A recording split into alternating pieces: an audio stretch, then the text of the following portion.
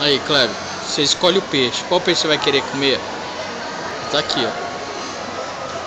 Olha, ó. Vou comer esse peixe aqui, ó. Esse grande. Aí você escolhe. Escolhe o peixe, aí depois a gente vem aqui, me acompanha. Aí aqui dentro eles matam o peixe e já é servido na mesma hora. Mas se não quiser peixe, tem outras coisas aqui, ó.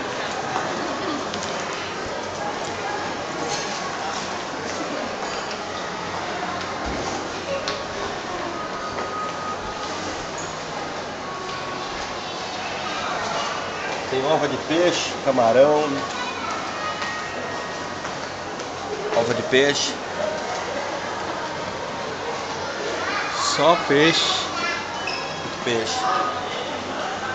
Ainda tem pessoa que fala que gosta de caviar, não sabe que caviar é ova de peixe. Eu gosto mesmo de carne assada.